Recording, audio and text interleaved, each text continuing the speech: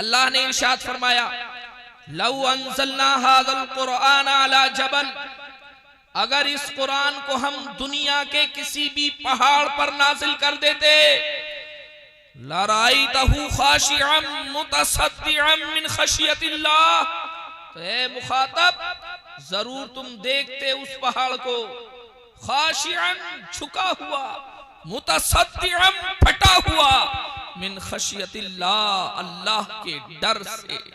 बेशक, सुभान अल्लाह, सुभान अल्लाह। अल्लाह क्या फरमा रहा है, अगर इस कुरान को, जो कुरान हमारे और आपके आका हुजूर ताजदार मदीना सल्लल्लाहु ताला अलैहि वसल्लम पर नाजिल किया गया है, अल्लाह फरमा रहा है अगर इस कुरान को किसी भी पहाड़ पर नाजिल कर दिया जाता तो वो पहाड़ कुरान का बार नहीं संभाल पाता। कुरान की अजमत और उसका जो जलाल है उसे वो बर्दाश्त नहीं कर पाता, लिहाजा वो बारे कुरान से झुक जाता और अल्लाह की के खौफ से, उसके डर से पारा पारा। बेशक, सुभान अल्लाह, माशाअल्लाह हज़रत, माशाअल्लाह, सुभान अल्लाह। आप इससे अंदाजा लगा सकते हैं सरकार कितने ताकतवर हैं, कितने बहादुर हैं। अल्लाह ने उन्हें कितनी ताकत अता फरमाई है कि दुनिया के किसी पहाड़ में इतनी ताकत और सलाहियत नहीं है। ये कुरान की आयत बताती है कि सरकार अलैहिस्सलातु व तस्लीम पर यह कुरान नाजिल किया गया, लेकिन सरकार अलैहिस्सलातु व तस्लीम के जिस्म का कोई हिस्सा बेकार नहीं हुआ है माज़अल्लाह, बल्कि तमाम आज़ा सही और सालिम रहे हैं। तो इससे पता चलता है जो बोझ दुनिया का कोई पहाड़ बर्दाश्त नहीं कर सकता था, जिस बार को दुनिया का कोई पहाड़ बर्दाश्त नहीं कर सकता था, चाहे वो पहाड़ कितना ही मजबूत क्यों ना हो, कितना भी ताकतवर क्यों ना हो, कितनी भी सलाहियत उसके अंदर क्यों ना हो, लेकिन इतनी ताकत उसके अंदर नहीं थी कि कुरान के बोझ को संभाल सकता, कुरान के बार को बर्दाश्त कर सकता। लेकिन ये हमारे आका हैं, ये हुजूर ताजदारे मदीना हैं, अल्लाह ने इनको इतनी सलाहियत अता फरमाई है कि पूरा कुरान अल्लाह ने इन पर नाजिल कर दिया, लेकिन सरकार के जिस्म का कोई बेशक। नारे तकबीर, नारे रिसालत, उलमाए अहले सुन्नत, मसलके आला हजरत, अजमते कुरान कॉन्फ्रेंस, नारे तकबीर, नारे रिसालत, माशाअल्लाह, सुभान अल्लाह। पहाड़ बहुत मजबूत होता है ना, टीले जो पहाड़ होते हैं रेत के थोड़े नहीं होते, टीले कुछ थोड़ा बहुत इकट्ठा हो जाता है तो क्या दिया जाता है, रेत का टीला। टीला, जी जी। लेकिन पहाड़ बहुत मजबूत है और किसी एक पहाड़ का नाम नहीं लिया गया कि ये वाला पहाड़, ये वाला पहाड़, ये वाला पहाड़। अला जबल आया, नकीरा फरमाया गया है। कोई भी पहाड़, दुनिया के किसी भी पहाड़ पर अगर कुरान नाजिल कर दिया जाता तो दुनिया का कोई पहाड़ बारे कुरान को बर्दाश्त नहीं कर पाता। तो आप इससे अंदाजा लगा सकते हैं कि दुनिया के किसी पहाड़ में इतनी ताकत नहीं है, इतनी सलाहियत नहीं है, बर्दाश्त का इतना मादा नहीं है जितना कि ताकत और सलाहियत हमारे आका में है। बेशक, सुभान अल्लाह। आप और देखें, आपने बारहा ये हदीस सुनी होगी, सरकार अलैहिस्सलातु व तस्लीम पर जब कुरान नाजिल हुआ, कौन सी गार में सबसे पहले वही नाजिल हुई? वही का जो आगाज हुआ, सरकार कहाँ तशरीफ फरमा थे? गारे हिरा में तो सरकार अलैहिस्सलातु व तस्लीम तशरीफ फरमा थे। जिब्रील अमीन आते हैं और जिब्रील अमीन ने सरकार की बारगाह में अर्ज किया, इक़रा, पढ़िए। तो सरकार ने इरशाद फरमा, मा अना बिकारी, मैं पढ़ने वाला नहीं हूं। तो जिब्रील अमीन ने आपकी कोलिया भर के, यानी अपने बाजुओं में आपको लेकर अपनी ताकत भर आपको दबाया और दबाने के बाद में फिर आपको छोड़ा और फिर कहा, इक़रा, पढ़िए। सरकार ने कहा, मा अना बिकारी, मैं पढ़ने वाला नहीं हूं। जिब्रील अमीन ने फिर अपने बाजुओं में लिया और लेने के बाद में फिर आपको दबाया और दबाने के बाद में फिर छोड़ा। लेकिन सरकार अलैहिस्सलातु व तस्लीम से फिर कहा गया, आपने नहीं पढ़ा, क्योंकि जिब्रील अमीन कह रहे थे इक़रा, सिर्फ इक़रा कहा तो सरकार ने नहीं पढ़ा। लेकिन जब उन्होंने कहा, इक़रा बिस्मि रब्बिकल्लज़ी खलक़, आप पढ़िए अपने उस रब के नाम से जिस रब ने आपको पैदा किया है। तो जैसे रब का नाम लेकर पढ़ने को कहा गया तो सरकार ने पढ़ना। माशाअल्लाह, सुभान अल्लाह, सुभान अल्लाह। इसमें कई बातें समझने की हैं, लेकिन जो अभी बात मैं आपको समझा रहा था कि सरकार कितने ताकतवर हैं, सरकार को अल्लाह ने कितनी सलाहियत अता फरमाई है। जिब्रील अमीन की ताकत को क्या आप कम समझ रखे हैं? जिब्रील अमीन की ताकत का अंदाजा लगाना है तो आप कौम लूत की तारीख पढ़िए। जब कौम लूत पर अज़ाब के लिए हजरत जिब्रील अमीन को भेजा गया तो आपने एक पर मारा था कि जमीन को तहतुस सरा तक आपने धसा दिया था, और वो जिब्रील अमीन जो अपने बाजुओं में सरकार को ले रहे हैं और लेने के बाद में पूरी ताकत से सरकार को भींच रहे हैं, लेकिन सरकार की कोई पसली नहीं टूटी, सरकार के जिस्म का कोई हिस्सा खराब नहीं हुआ है, क्योंकि सरकार को अल्लाह ने कायनात में सबसे ज्यादा ताकतवर पैदा किया है। आपसे ज्यादा किसी के अंदर कोई सलाहियत पैदा नहीं है जितनी की ताकत सरकार अल्लाह तबारक व तआला ने हमारे आका को अता फरमाई है।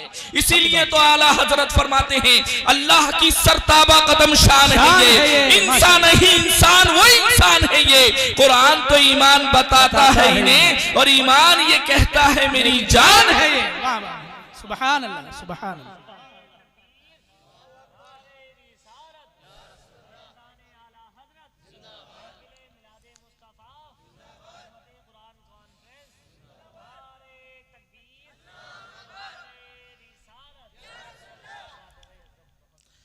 और दूसरी बात नोट करें, जिब्रील अमीन ने कहा इकरा पढ़िए, सरकार ने नहीं पढ़ा। फिर कहा इकरा पढ़िए, सरकार ने नहीं पढ़ा। लेकिन जब कहा इकरा बिस्मि रब्बिकल्लज़ी खलक, अल्लाह का नाम लेकर पढ़ने को कहा तो सरकार ने पढ़ना शुरू कर दिया। इससे हमें दर्श मिल गया, जब भी पढ़ो अल्लाह का नाम लेकर पढ़ो। पढ़ो तो अल्लाह के लिए पढ़ो, अल्लाह की रिज़ा के लिए पढ़ो, अल्लाह की खुशनुदी हासिल करने के लिए पढ़ो। किसी और गर्ज से तालीम हासिल मत करो, किसी और वजह से तालीम हासिल मत करो। पढ़ो अल्लाह का नाम लेकर पढ़ो। अल्लाह का नाम लेकर पढ़ोगे बरकतें हासिल हो जाएंगी, अल्लाह के लिए पढ़ोगे असमतें हासिल हो जाएंगी, रिफातें हासिल हो जाएंगी। जो अल्लाह के लिए काम किया जाता है अल्लाह तबारक व तआला उसमें बरकतें अता फरमाता है। बेशक, सुभान अल्लाह, सुभान अल्लाह। सिर्फ पढ़ने को कहा गया तो सरकार ने नहीं पढ़ा, लेकिन जब अल्लाह का नाम लेकर पढ़ने को कहा गया तो सरकार ने पढ़ना शुरू कर दिया। सरकार अलैहिस्सलातु व तस्लीम की सुन्नत को याद रखो, जब पढ़ो अल्लाह का नाम लेकर पढ़ो और अल्लाह ही के लिए पढ़ो। कोई भी इल्म हासिल करो जब नियत ये होगी कि अल्लाह की रिजा के लिए पढ़ रहा हूँ, इंजीनियर बन रहा हूँ तो अल्लाह की रिजा के लिए बन रहा हूँ, डॉक्टर बन रहा हूँ तो अल्लाह उसके रसूल की रिजा के लिए बन रहा हूँ, मास्टर बन रहा हूँ तो अल्लाह उसके रसूल की रिजा के लिए बन रहा हूँ। बनेगा मास्टर और उसे ये पढ़ना यानी मास्टर के लिए मेहनत करना, इंजीनियरिंग के लिए मेहनत करना या डॉक्टरियत के लिए मेहनत करना, जिस काम के लिए भी यानी अल्लाह उसके रसूल की खुशनुदी के लिए करेंगे, जिस काम को भी करेंगे अल्लाह तबारक व तआला आपको सवाब अता फरमाएगा। बेशक हक बात है, माशाअल्लाह, सुभान अल्लाह। और देखें अज़मत कुरान के ताल्लुक से आए है, सुभान अल्लाह, मोटी सी बात है आपको समझ में आ जाएगी। दुनिया की जितनी किताबें हैं वो जिस इलाके में जिस इलाके के मानने वालों के लिए वो किताबें हैं उस इलाके की जबान में वो किताबें पाई जाती हैं। एक आध किताब ऐसी होगी कि 2 या 3 जबानों में वो किताब पाई जाती होगी, लेकिन आमतौर पर जो जबान के मानने वाले उस किताब को मानते हैं आमतौर पर वो किताब उसी में पाई जाती है, किसी दूसरी जबान में वो किताब नहीं पाई जाती। लेकिन कुरान का एजाज देखिए, कुरान की शान देखिए, कुरान की अजमत देखिए। दुनिया की कोई ऐसी जबान आपको नहीं मिलेगी जिसमें आपको कुरान ना मिलता हो। इंग्लिश में चाहिए कुरान मिल जाएगा, हिंदी में चाहिए कुरान मिल जाएगा, मलयालम में चाहिए कुरान मिल जाएगा, बंगला में चाहिए कुरान मिल जाएगा, संस्कृत में चाहिए कुरान मिल जाएगा, फारसी में चाहिए कुरान मिल जाएगा, फ्रेंच में चाहिए कुरान मिल जाएगा। यानी दुनिया की कोई जबान ऐसी नहीं है जिसके अंदर आपको कुरान न मिल जाए। इससे पता चलता है तो दुनिया की जितनी जबानें हैं उन तमाम जबानों की जरूरत है कुरान, उन तमाम जबानों की हाजत है कुरान, उन तमाम जबानों के मानने वालों की जरूरत है कुरान। आपको कायनात में ऐसी कोई किताब नहीं मिलेगी जो हर जबान में दस्तयाब हो। लेकिन कुरान का ये एजाज है कि कुरान दुनिया की हर जबान में दस्तयाब है, क्योंकि कुरान दुनिया की हर जबान वाले की जरूरत है। कुरान के मानने वाले हर जबान में मिलेंगे आपको। अंग्रेजी में भी, अंग्रेजी जानने वाले भी कुरान के मानने वाले हैं, फारसी जानने वाले भी कुरान के मानने वाले हैं, और फ्रेंच जानने वाले भी, यानी दुनिया की जितनी जबानें हैं उन तमाम जबानों के जानने वाले कुरान के मानने वाले। माशाअल्लाह, सुभान अल्लाह, सुभान अल्लाह। एक ईसाई स्कॉलर ने तो इसी वजह से इस्लाम कबूल कर लिया था। उसने कहा मैं दुनिया की बड़ी बड़ी किताबें देखता हूँ, मैं दुनिया की बड़ी बेशुमार किताबों को देखता हूँ, लेकिन कोई भी किताब ऐसी नहीं है मैं देखता कि वो किसी एक दो मुल्कों में उसको उसके मानने वाले पाए जाते हों। न ऐसा नहीं मिलता। कोई किताब ऐसी होगी कि दो चार मुल्कों के मानने वाले उस किताब को फॉलो करते हों, उस किताब को मानते हों, उस किताब के कानून को फॉलो करते हों। लेकिन कुरान एक ऐसी किताब है, इस किताब की कोई सरहद नहीं है, इसके लिए कोई ऐसा नहीं है, कोई दायरा है, कोई एक खित्ता है, कोई एक इलाका है। कायनात की ऐसी कोई किताब ही नहीं है जो पूरी कायनात में दस्तयाब भी हो और पूरी किताब पूरी कायनात में पढ़ी भी जाती हो और पूरी कायनात में उसके मानने वाले भी मौजूद हों। कुरान ही एक ऐसी किताब है कि उसके लिए कोई सरहद नहीं है, उसके लिए कोई खित्ता खास नहीं है, कोई इलाका खास नहीं है, बल्कि हर इलाके में कुरान मिल जाएगा, हर इलाके में कुरान को मानने वाले मिल जाएंगे, हर इलाके में कुरान को फॉलो करने वाले मिल जाएंगे। नारे तकबीर, नारे रिसालत, उलमाए अहले सुन्नत, हजरत अल्लामा मुफ्ती वक्कास साहिब क़िबला, नारे तकबीर, नारे रिसालत। माशाअल्लाह, सुभान अल्लाह। देखें, कुरान ये अल्लाह की मुकद्दस किताब है, ये खुद भी मुकद्दस है, और जो इससे अपना रिश्ता मजबूत कर ले वो भी मुकद्दस हो जाता है। जी, हक बात। जो इससे अपना ताल्लुक मजबूत कर ले वो भी मुकद्दस हो जाता है। आप देखें, हदीस पाक में आया, अन अबी हुरैरा क़ाल रसूलुल्लाह सल्लल्लाहु तआला अलैहि वसल्लम इन्नल्लाह तआला क़राअ ताहा व यासीन क़ब्ल अन यख़्लुक़स समावाति वल अर्द। हज़रत अबू हुरैरा कहते हैं कि सरकार ने फरमाया कि अल्लाह तबारक व तआला ने जमीन व आसमान की पैदाइश से 1000 साल पहले सूरे ताहा और सूरे यासीन की तिलावत फरमाई। सुभान अल्लाह। अभी जमीन और आसमान पैदा नहीं हुए थे, लेकिन फरिश्ते पैदा थे कुछ। फलम्मा समाअतिल मलाइकतु वल कुरान, जब फरिश्तों ने कुरान को सुना, क़ालू तूबा लि उम्मह, बोले बशारत है, खुशी की बात है उस उम्मत के लिए, युनज़्ज़लु, जिस उम्मत के लिए कुरान नाजिल किया जाएगा, वतूबा लिअजवाफिन तहमिलु हादा, और बशारत की बात है उन सीनों के लिए जो सीने इस कुरान को महफूज करेंगे। वतूबा लिअलसिना, और फरिश्तों ने कहा बशारत है, खुशखबरी की बात है उन जबानों के लिए, ततकल्लमु बिहादा, जो जबानें इस कुरान की तिलावत करेंगी। जी माशाअल्लाह।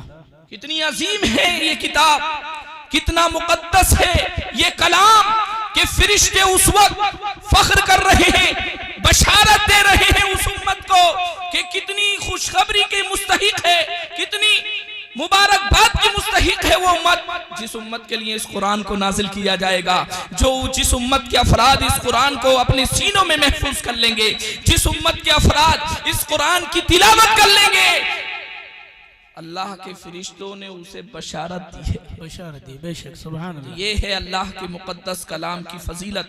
आप देखें, सरकार ने फरमाया जो इस कुरान के एक हर्फ की तिलावत करता है, अल्लाह तबारक व तआला उसे एक ऐसी मजबूत नेकी अता फरमाता है कि वो अकेली नेकी 10 नेकियों की बराबर होती है। अल्लाह अकबर, माशाअल्लाह। और सरकार ने फरमाया वला अक़ूलु अलिफ लाम मीम हर्फुन, और सरकार फरमाते मैं ये नहीं कह रहा हूँ कि अलिफ लाम मीम एक हर्फ है, बल्कि सरकार फरमाते अलिफ एक हर्फ है, लाम एक हर्फ है और मीम एक हर्फ है।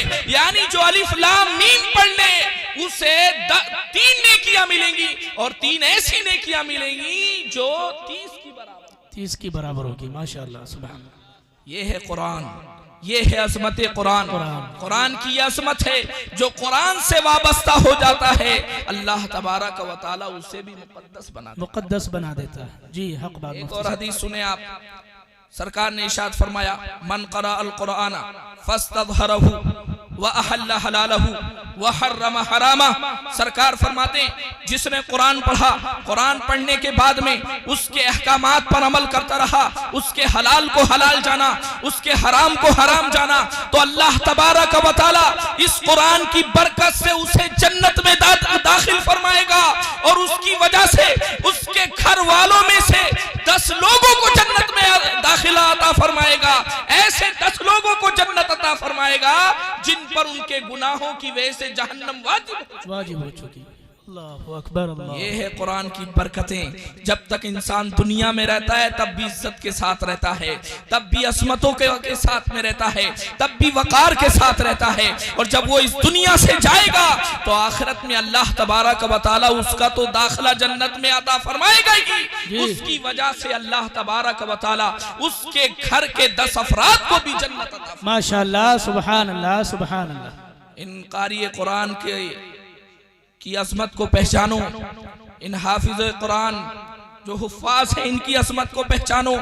ये कुरान इतना अजीम है, जो इससे अपना ताल्लुक मजबूत कर लेता है अल्लाह तबारक व तआला उसे दुनिया में भी इज्जत अता फरमा देता है और आखिरत में भी इज्जत अता फरमाता है। माशाअल्लाह, सुभान। ये मिट्टी जो बड़े बड़े मजबूत लोगों को खा जाती है, ये मिट्टी जो बड़े बड़े मालदारों को खा जाती है, ये मिट्टी जो बड़े बड़े लीडरों को खा जाएगी, लेकिन ये मिट्टी हदीस पाक में आया, इज़ा माता हामिलुल कुरान, जब हाफिज कुरान का इंतकाल होता है, आलिम दीन का इंतकाल होता है, कारी कुरान का इंतकाल होता है, फ़अव्हल्लाहु तआला इलल अर्द, तो अल्लाह तबारक व तआला जमीन को हुक्म देता है, अल्लाह ताकुली लहमा, ए जमीन तो इस हाफिज कुरान के गोश्त को मत खाना।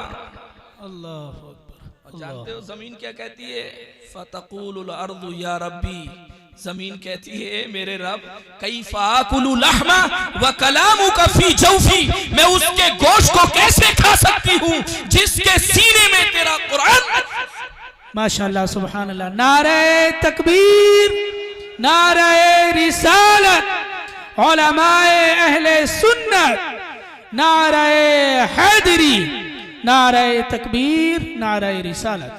तो ये जमीन अल्लाह तबारक व तआला जो हाफिज कुरान होता है, कारी कुरान होता है, आलिम दीन होता है, जब तक वो जमीन के ऊपर रहता है तब भी बावकार रहता है, और जब जमीन के अंदर चला जाता है अल्लाह तबारक व तआला उसे वहां भी इज्जत अता फरमा देता है कि उस जमीन उसके गोश्त को नहीं खाती, उसके पोस्ट को नहीं खाती, बल्कि जमीन अमानत के तौर पर उसके जिस्म को कयामत तक महफूज।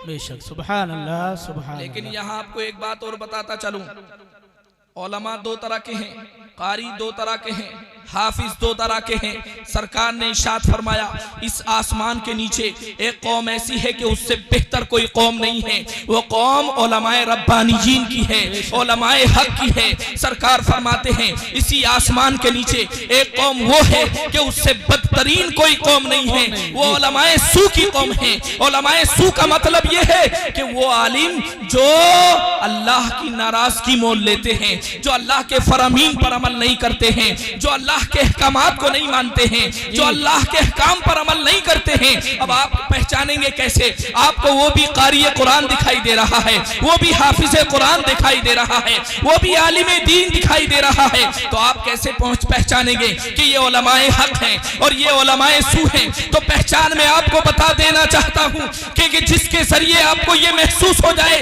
कि इसके जरिए हम मस्जिद के करीब हो रहे हैं तो वो उलमाए हक है, और जिसके जरिए आप मस्जिद से दूर हो रहे हैं वो उलमाए सू है। जिसके जरिए आपके दिल में इस्लाम की मोहब्बत पैदा हो वो उलमाए हक है, और जिसके जरिए आप इस्लाम से दूर हो जाएं वो उलमाए सू है। जिसके जरिए तुम्हारे दिल में नबी की मोहब्बत पैदा हो वो उलमाए हक है, और जिनकी वजह से तुम्हारे दिल में अल्लाह के वलियों की, अल्लाह के नबियों की अदावत पैदा हो जाए वो उलमाए सू है। जो ये कहे कि सरकार को पीठ के पीछे का भी इल्म नहीं है, वो उलमाए सू हैं। और जो ये कहे और कोई गैब क्या तुमसे निहा हो भला, जब ना खुदा ही छुपा तुम पे करोड़ों दुरूद। जो ये कहे कि सरकार की इज्जत घर के चौधरी की तरह करनी चाहिए, गांव के चौधरी की तरह करनी चाहिए, बड़े भाई की तरह करनी चाहिए, उससे समझ लीजिए कि वो उलमाए सू हैं। और जो ये कहे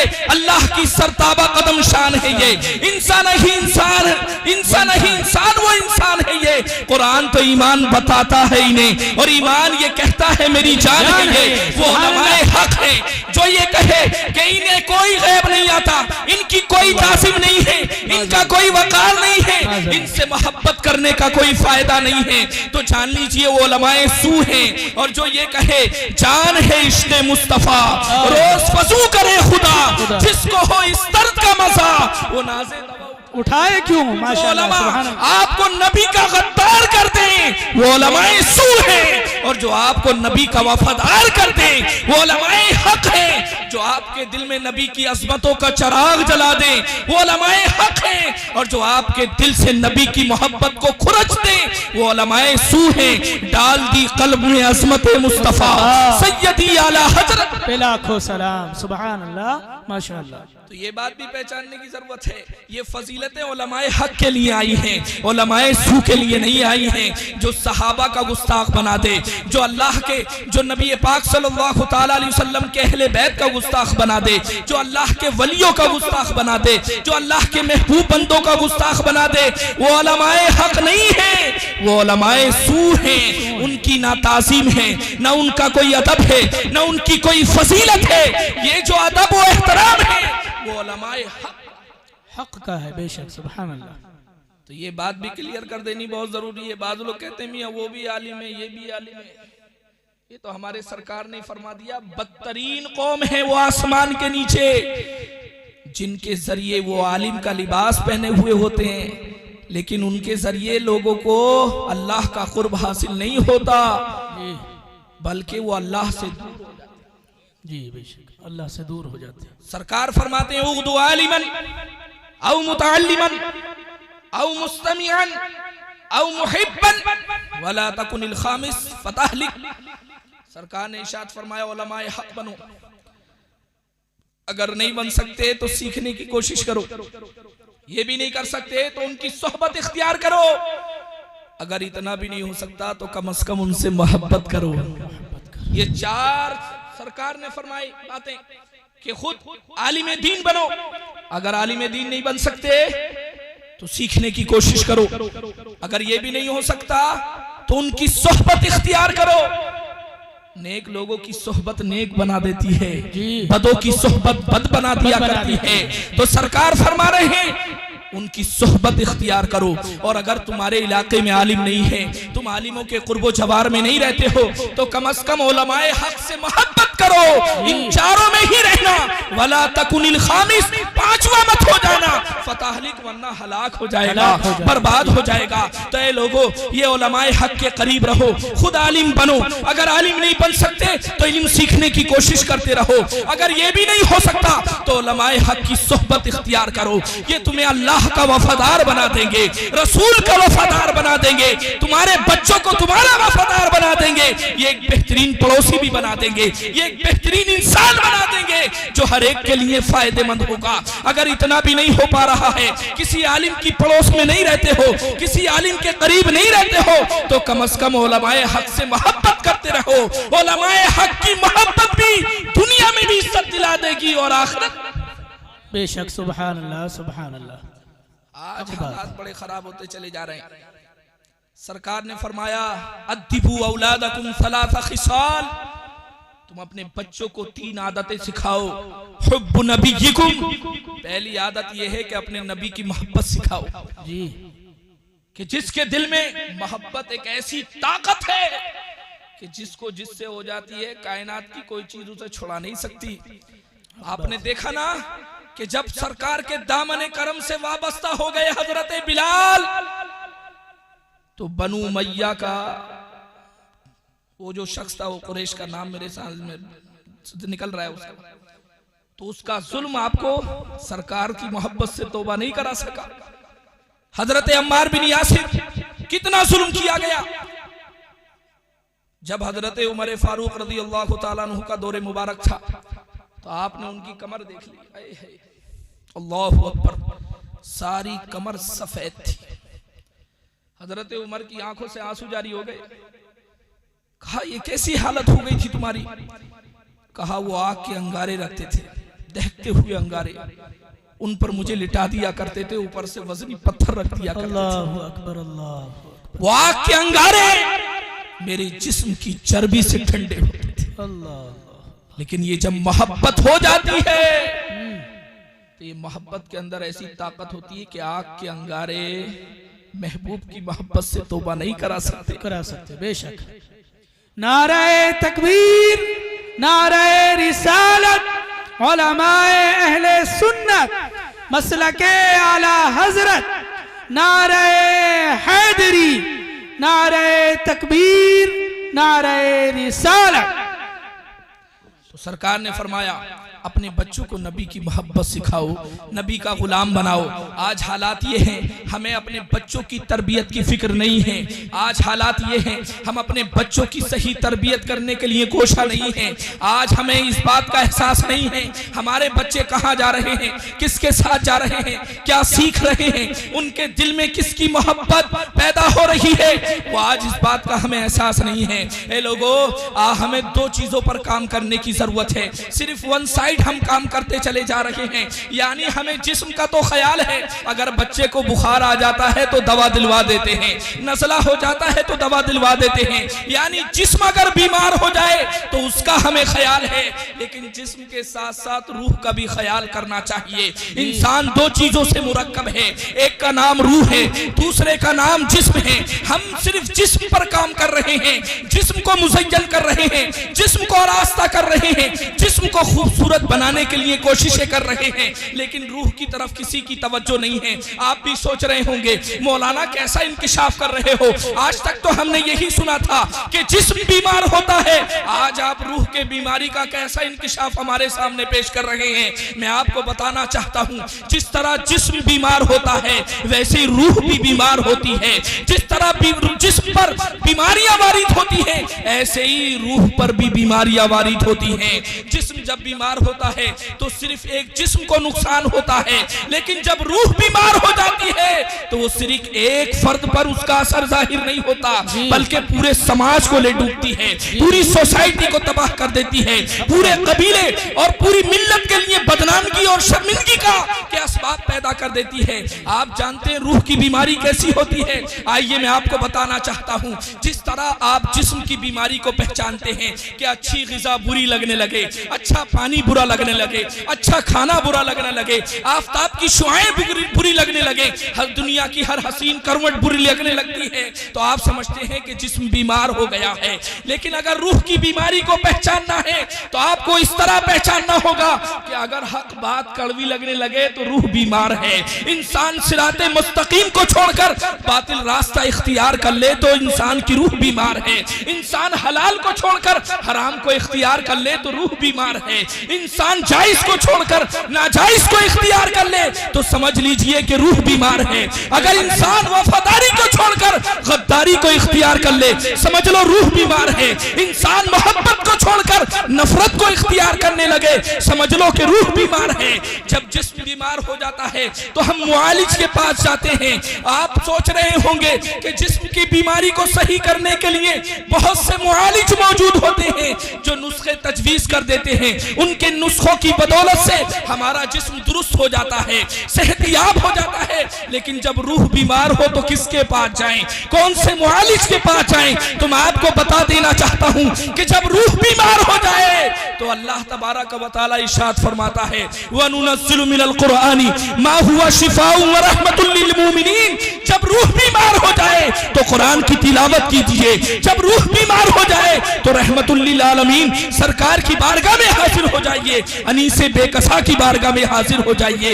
इन बारगाहों में जब हाजिर हो जाएंगे तो रूह की बीमारी का इलाज। बेशक। नारे तकबीर, नारे रिसालत, उलमाए अहले सुन्नत, मसलके आला हजरत, अज़मत कुरान कॉन्फ्रेंस, नारे तकबीर, नारे रिसालत। माशाअल्लाह, सुभान अल्लाह। ये कुरान ज़ाहिरी बीमारियों के लिए भी इलाज है और बातनी बीमारियों के लिए भी इलाज है, रूह की बीमारी के लिए भी इलाज है। जिस तरह जिस्म को अच्छे खाने से तकवीयत हासिल होती है, इसी तरह अल्लाह उसके रसूल के जिक्र से रूह को तकवीयत हासिल होती है।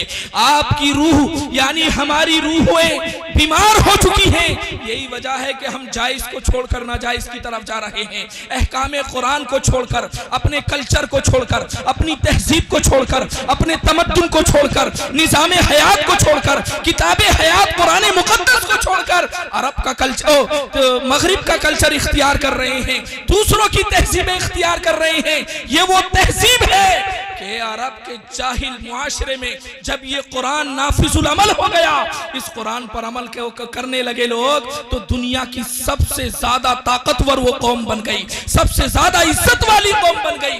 आज जो हम उनकी असमतों की कसमें खाते हैं, इसलिए खाते हैं कि उन्होंने कुरान पर अमल करके दिखा दिया। एक जाहिल मुआशरा, ऐसा पाकीज़ा मुआशरा हो गया जिस मुआशरे में शराब पीना आदत हो चुकी थी, जिस मुआशरे में जिना करना आदत हो चुकी थी, लेकिन जब कुरान आया तो उन्होंने सब कुछ छोड़ दिया। अल्लाह उसके रसूल के फरमाबरदार हो गए और अल्लाह ने उन्हें असमतों से नवाज दिया। बेशक, सुभान सरकार फरमाते हैं अल कुरान यरफउ कौमा, क्योंकि कुरान कौमों को असमत अता फरमाता है, वकार अता फरमाता है, बुलंदी अता फरमाता है, जमीन की पस्ती से आसमान की बुलंदी। तो आपके मदरसे में कुरान ही पढ़ाया जाता है। जहां मदरसे खत्म हो जाते हैं वहां से दीन खत्म हो जाता है। जहां मदरसे मौजूद रहते हैं वहां पर दीन मौजूद रहता है। बेशक, हक बात है। आपकी मदरसे की बिल्डिंग देख के बड़ा अफसोस हुआ। आपके मकानात अल्लाह आपने और तरक्कियां अता फरमाए, बड़े अच्छे अच्छे बना रखे हैं। वो रसूलुल्लाह का घर है, उसकी भी बेहतरीन तामीर कीजिए, उसकी तरक्की का भी हिस्सा बनिए। अपने मालों में से एक हिस्सा इस्लाम की तरक्की के लिए, इस्लाम